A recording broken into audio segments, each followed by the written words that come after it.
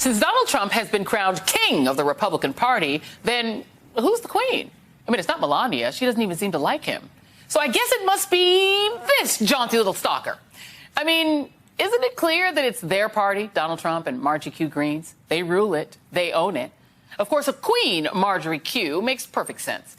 She ran as the Trumpy QAnon candidate in a ruby red district in Georgia, where she didn't even live, brandishing assault weapons in her ads, vowing to save America from itself, but apparently not to use her QAnon powers to save the teenage girls from her pal Matt Gaetz, allegedly.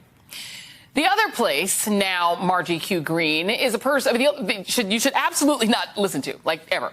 She has said Democratic officials should be executed, that Muslims don't belong in government, and school shootings were staged. She also blamed a California wildfire on a Jewish-controlled laser beam from outer space. A laser beam from space. This is real life. But what Marjorie Q. is perhaps best known for is terrorizing her colleagues, especially Congresswoman Alexandria Ocasio-Cortez. Marge even harassed AOC when she was still a private citizen back in 2019, back in the day when her jam was following teenagers down the street and yelling at them about guns. Here she is at AOC's door. Alexandria Ocasio-Cortez, I'm an American citizen. I pay your salary through the taxes that you collect from me through the IRS. You need to get rid of your diaper and come out and be able to talk to the American citizens instead of us having to use a flap. It's Ocasio, weirdo. Now, harassing someone, anyone, through their mail slot is never okay. But her tomfoolery is now happening as a member of Congress. Her relentless obsession with AOC is a security threat. In a separate incident, one of her aides pulled a Tucker and told a grown member of Congress to take off his mask.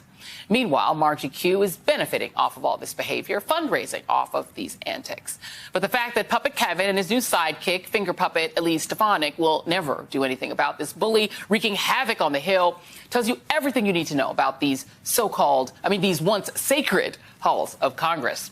Republicans refuse to do a single thing about their colleague, who now serves as an actual threat to members of Congress, because they, too, benefit from Trump grievance politics, where talent and skill and character are flaws, and where toxic dumpster fire entertainment means more than representing the people.